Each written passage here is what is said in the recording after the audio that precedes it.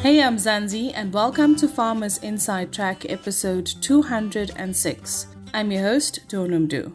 Now, the recent confirmation of a new outbreak of African swine fever on a farm in Gauteng led us to find an expert to share the 101 on what all farmers need to know to keep their pigs safe. In this edition, For Mzansi commercial journalist Octavia Spandiel chats to Dr Thandi Chiaperro, the Program Manager of One Health Consumer Assurance at the South African Pork Producers Association. Over to you, Octavia. Dr Thandi Chiaperro, welcome to Farmers Inside Track. We will kick it off with the first question. Can you share with us a brief synopsis of what African swine flu is and why is it important for farmers to know about it? African swine fever is a highly contagious viral disease of pigs. It's mainly spread through direct contact between pigs or through the spread of what we call fomites, which are little bits of infected tissue or waste, which can be spread by humans or other animals. It can also spread in improperly cooked pork products, which are then fed to pigs in the form of kitchen waste, such as swill, which can be obtained from restaurants.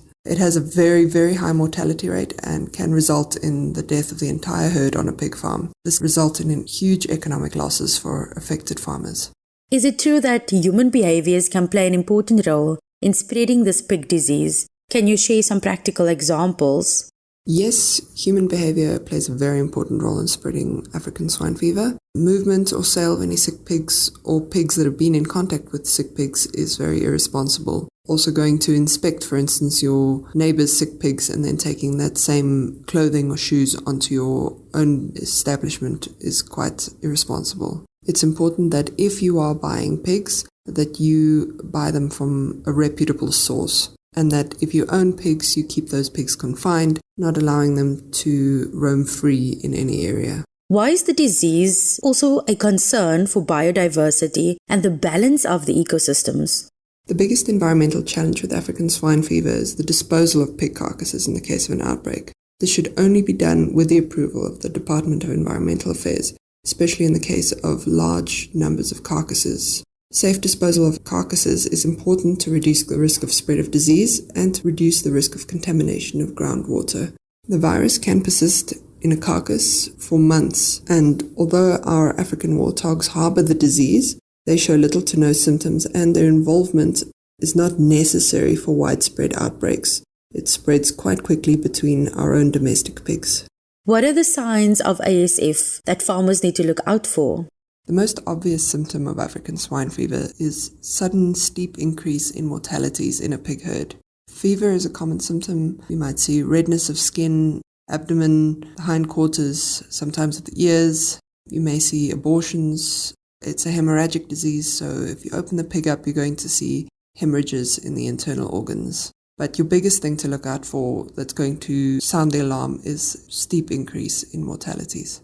And finally, any tips for preventing ASF or ways to mitigate the disease? Because humans are most often involved with the spread of African swine fever, they can also greatly mitigate the risk if those irresponsible behaviors are stopped. The best way that an individual can protect his or her own herd is through applying strict biosecurity measures. This means keep your pigs fenced, keep them away from other pigs, control any human or animal access to your farm, change or wash your clothing and shoes before entering your farm. Do not feed swill or kitchen waste to your pigs, especially with the risk of pork products. Do not take any pork products onto your farm or into your pig houses. Control vehicle access to your farm. Keep records of all the movements onto and off of your farm. Make sure pigs, when you buy them, are obtained from reputable sources with the same or better biosecurity standards. Mark all your pigs with farm identification so that you can keep records, and keep records of births, deaths, and especially abnormal mortalities. Dispose of any carcasses responsibly so that no humans or animals have access to it. And very importantly, report any abnormal deaths to your state veterinary services or even to your private veterinary services so the message can get to your state veterinary services. Thanks, Octavia, and thank you so much for joining us here on Farmers Inside Track. That is, of course, Dr Thandi Chiaperro, the Program Manager for One Health Consumer Assurance at the South African Pork Producers Association. And that's a wrap from me, Donumdu, Octavia Spandiel, our producer Megan van der Vent, and the rest of the For Mzansi team. Have an absolutely amazing week. Bye for now. Life in South Africa can be a lot. I mean, scroll through Twitter for a minute and tell me I'm wrong. Thank God for South Africans though, right? We're inspiring, and even on the bad days, we fight back with a smile. That's why I love Food for Mzansi so much. They're not ashamed to celebrate the ordinary unsung heroes who work every day to put food on our nation's tables. Go to foodformzansi.co.za and never miss an inspiring story.